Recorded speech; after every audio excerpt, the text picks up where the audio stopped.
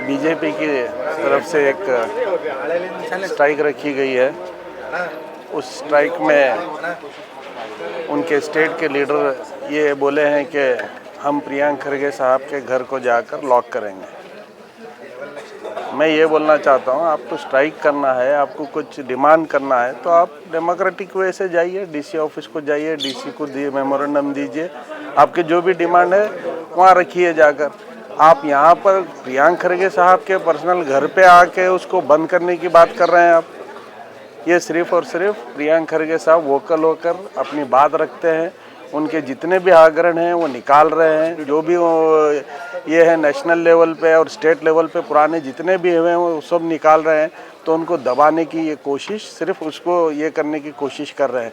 आप देखिए Sachin Panchal murder case में, सुसाइड केस में कहीं भी प्रियंक खरगे साहब का नाम नहीं है।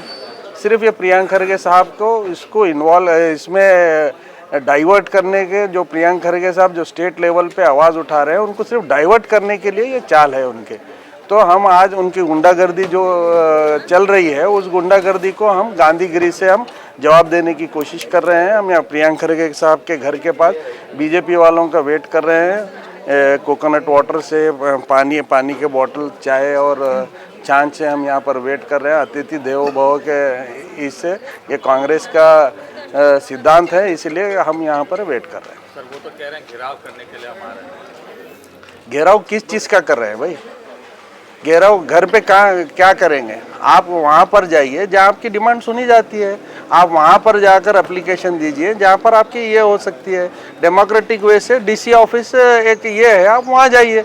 घर पे आकर गुंडागर्दी की बात कर रहे हैं तो इसलिए आप देखिए, अब हम पोस्टर भी लगाए हैं, उनकी गुंडागर्दी को हम गांधीगिरी से जवाब देंगे बोलकर।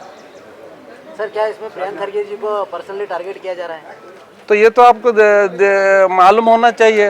पर्सनली उनको टारगेट किया जा रहा है क्योंकि उन्होंने आवाज़ उठा रहे हैं गरीबों की, शोषित की, दलितों की, माइनॉरिटी की, बैकवर्ड की, हर वो आदमी की आवाज़ उठा रहे हैं। उनके आवाज़ को बंद करने के लिए, उनके आवाज़ को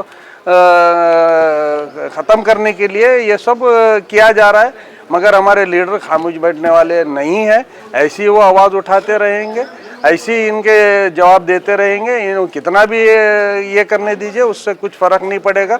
ऐसा घर को आ रहे हैं, ये घर हमेशा से लोगों को दिया तो घर है। यहाँ ख़ास तौर से हैदराबाद कर्नाटक रीजन के लिए तो खरगे साहब का आर्टिकल 371J जो हमारे इस भाग को दिए हैं, ये सबसे बड़ी देन यहाँ के रीजन के लोगों के लिए है।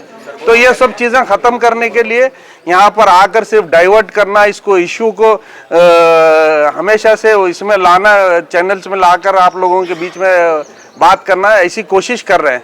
सर वो कह रहे हैं अरेस्ट नहीं हुआ, एफआईआर भी अभी तक अरेस्ट नहीं हुआ, कार्रवाई नहीं हो रही है ठीक तरीके से जिला प्रभारी। देखिए वो जिसका नाम है, जिसका नाम उसमें एफआईआर में है, वो उनके साथ जो भी हो रहा है उनके साथ होने दीजिए। आप जाकर जो भी वो इन्वेस्टिगेशन ऑफिसर है आप उनसे पूछिए उन्होंने क्या कर रहे हैं। इसमें प्रियंक खरगे साहब का क्या है?